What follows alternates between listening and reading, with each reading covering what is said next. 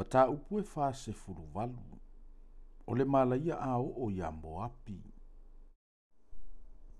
O lo wha peo na whetalai mai o Yehova o au. Le tua o Israelu ia Moapi. O i tā lofa ia Nepo.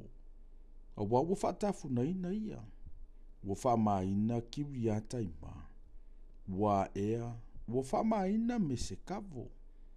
Ma ua wha amatautia. E le to vi ia he se pona e Moapi. Ua whaitonga fiti i lātou e malai ai o ia. Ua lātou whapea. Ina o mai ia. Ia tātou wha umatia o ia. Ia le to e whai manuu. Mata me nie e whano lava oe. E mulimuli atu le pelu ia te oe. O le leo le alanga mai horo na ima. O ia ile whaatafunanga ma le malaya tele. Ua malaya Moapi. Ua pā mai le alanga o na tamaiti. A wā ua lanto ua e lava i le enga o luita o whetangisi. O le ifo i mai horo na ima. Ua langona ai e ua ita mai le alanga. Ina ua malaya.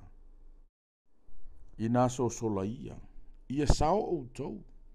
Ma ia avea o tau e pei o le tula i le vau.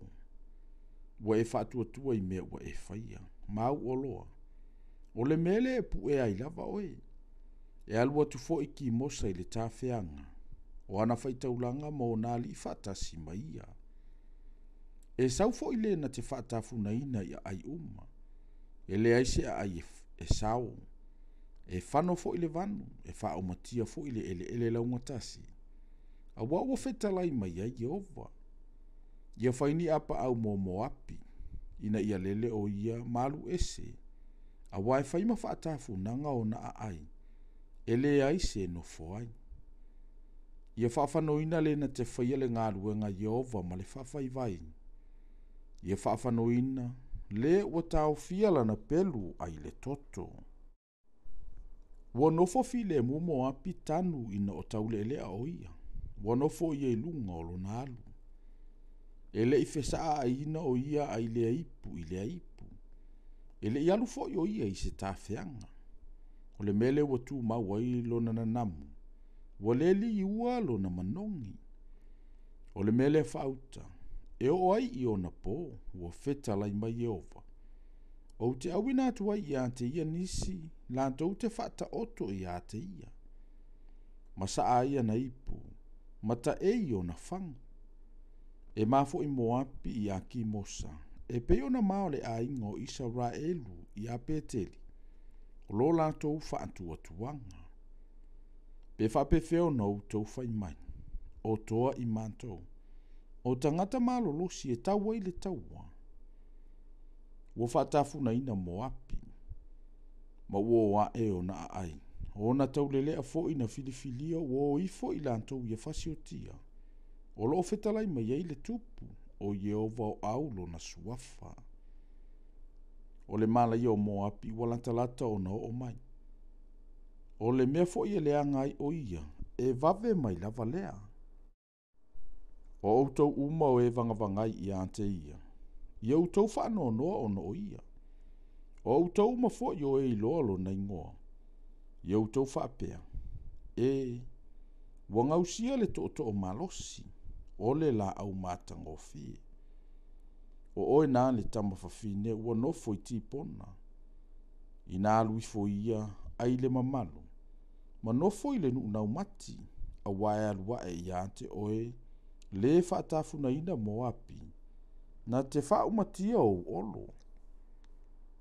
O oe nā ua nofo i Aroeru. Ia e tu i le ala. Mawa ai atu. Fesili atu i le ua sola. Ma le ua sao. Ia whape atu. Po o lea ea le mea ua whai. Ua whaamaina Moapi. A wā ua lafo ia o ia. Ina ui o ia o tou maalalanga. Ina tauina atu i Arinona. Ua whaatafuna ina Moapi. Ua o ofo i le sala i le ele laungatasi. O holona ma ia ese. Ma me fata ma tipona ma nepo. Ma pete ti pelata. Ma kiri a taima. ma pete Kamulo, ma pete Meona, ma Kiriota, ma Posara, ma ai uma i le nu o Moapi, e ua mamau, ma e ua lanta mai. Ua wawai ese ina le nifo o Moapi, ma lona lima ua ngausia, o loo fetalai ma ia Yehova. Iau tau whainu ia te ia o nā, a ua ia wha amaualunga ia Yehova. E taafili Moapi lona pua inga, e whailava o ia matau e munga. E leifaya e Israelu matau e munga ia te oi. Na maua e o ia whaatasi matangata ngā oi. A wai longa ona e tautala ia te ia. Wa e lia i lo ulu.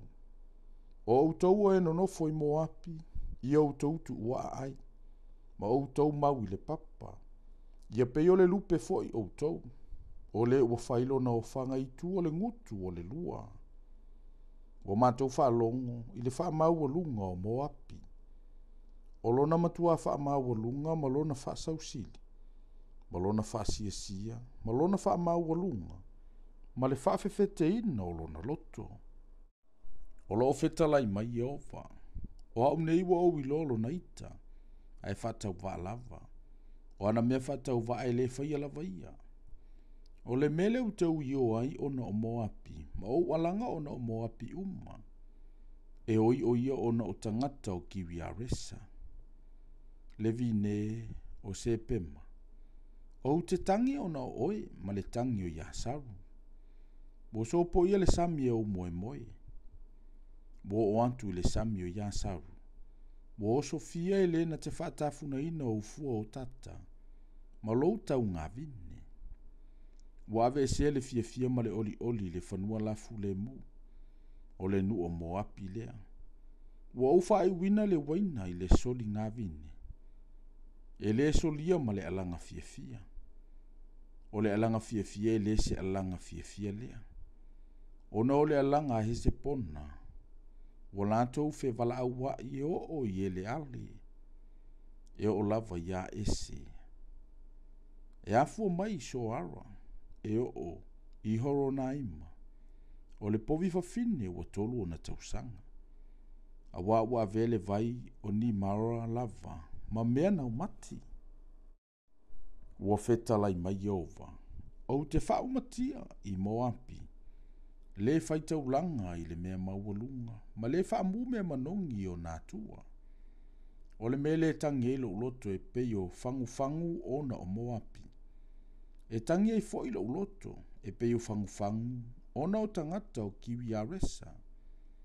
A wao le tele o mea nana maua ua whano. A wao ua sele mama ina o lanto ulu uma. Ma ua sala ava uma. Ua seleifo i lima uma. Ua fusia surunga titi i ia tala. E paale la waitu i lunga o fale uma i Moapi. Ma ona malai uma. A wao ua au nuti lili ia Moapi. E peyo se ipu e le fia iai. Ua fetala i mai ai Jehova. La tau te uio e whapea. E ua whatafuna ina o ia. E ua liutua ina Moapi ma le maa. E whaifo Moapi matau e munga. Ma mea e mantata wai ante ilantou i ona i tu uma.